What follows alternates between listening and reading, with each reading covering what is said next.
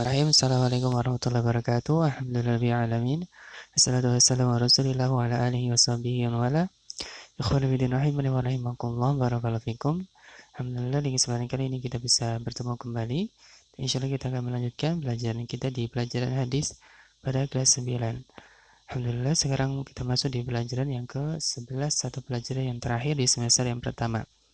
Nah, Allahumma inni as'aluka ilman nafi'an wa rizqan thayyiban wa amalan mutaqabbala.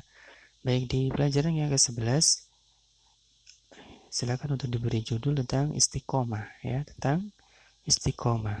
Nah, kita baca hadisnya. An Sufyan bin Abdullah As-Saqafi radhiyallahu anhu qala qultu ya Rasulullah qul li fil Islam qawlan la as'aluhu anhu ahadan ghairuka. Qala qul amantu billah tsumma istaqim. Dari Sufyan bin Abdullah As-Saqafi radhiyallahu an berkata, wahai Rasulullah sallallahu alaihi wasallam, katakan kepadaku suatu perkara dalam Islam yang aku tidak akan bertanya kepada seorang pun selain dirimu. Maka beliau sallallahu alaihi wasallam menjawab, katakanlah aku beriman kepada Allah, kemudian istiqomahlah. Hadis riwayat Muslim dan Ahmad.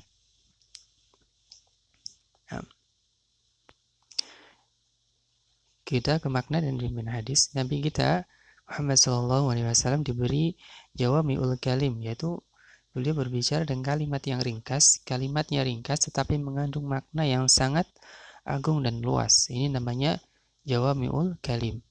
Di antara jawami'ul kalim adalah hadis ini ya. Yaitu beliau sallallahu alaihi wasallam menjawab perkataan atau pertanyaan dari sahabat Sufyan bin Abdullah As-Saqafi tadi. Katakanlah ya,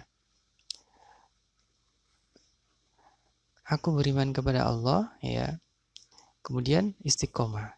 Ini dari salah satu jawami'ul kalim. Kalimat yang ringkas tetapi padat maknanya ya, dan agung maknanya, sangat besar. Dua kalimat tersebut menggabungkan makna Islam dan iman secara keseluruhan. Nabi SAW memerintahkan untuk memperbarui keimanan ya dengan lisan yang mencocoki hati, kemudian untuk memerintahkan istiqomah atas amalan-amalan ketaatan tersebut dan meninggalkan semua yang dilarang. Nah, ini amantu billah ya, tsumma istaqim. Ya, berimanlah kepada Allah, kemudian istiqomah di atasnya, di atas keimanan kepada Allah. Nah, jawaban Nabi SAW ini sama ya seperti firman Allah Ta'ala dalam surah Al-Fussilat ayat yang ke-30 ya, yang Allah Ta'ala berfirman, A'udzubillahi minasyaitonirrajim, innal ladzina qalu rabbunallahu summa istaqamu ya tatanazzalu alaihimul malaikatu alla takhafu wa la tahzanu wa abshiru bil jannati allati kuntum tu'adun. Ya. Dan orang-orang yang berkata Rabbku adalah Allah, kemudian istiqomah, ini sama ya dengan surah Al-Fussilat ayat yang ke-30.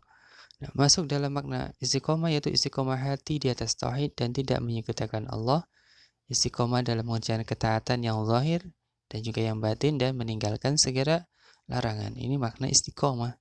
Nah, istiqomah di atas amal soleh dan terus menerus di atas hal tersebut membutuhkan usaha yang tidak mudah ya.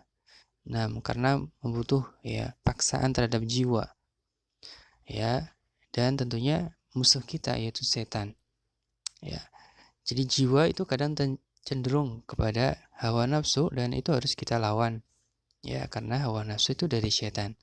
Di antara perkara yang membantu kita untuk bisa istiqomah itu berteman dengan orang yang soleh ya, kemudian juga menuntut ilmu ya. Ini merupakan jalan ya untuk kita bisa istiqomah, menuntut ilmu agama ya terus menerus ya. Dan seterusnya dari perkara-perkara yang dapat membantu istiqomah tentunya ya dengan kita berdoa ya. Kemudian di antara yang menyebabkan meninggalkan istiqomah yaitu melakukan maksiat ya, berteman dengan orang-orang yang jelek, dia tidak belajar menuntut ilmu dan seterusnya ya. Nah, kemudian praktek dan perilaku untuk kita bersungguh-sungguh dalam istiqomah kepada Allah Ta'ala ya, di atas agama Allah, kemudian untuk mengerjakan sebab-sebab yang membantu kita untuk istiqomah dan kokoh di atas agama Allah Ta'ala. Tadi ya, berteman dengan orang yang baik, orang yang soleh, ya, terus belajar menuntut ilmu agama, berdoa kepada Allah agar diberi istiqomah, dan berhati-hati dari sebab-sebab yang mengantarkan kepada kemunduran, dan untuk meminta kepada Allah agar menjauhkan diri darinya. Ya. Baik, ini ada pengayaan, nanti bisa kalian baca sendiri tentang istiqomah ya. Baik, barakallahu fikum. Ini saja di pelajaran yang ke-11 atau pelajaran yang terakhir tentang istiqomah. Mudah-mudahan kita ya diberi ya kepada Allah untuk bisa istiqomah ya di agamanya, di agama Islam ini sampai akhir hayat kita. Nah, barakallahu fikum. Wallahu ta'ala alam. Subhanakallahumma bihamdika asyhadu an la ilaha illa anta astaghfiruka wa atubu ilaik. Assalamualaikum warahmatullahi wabarakatuh.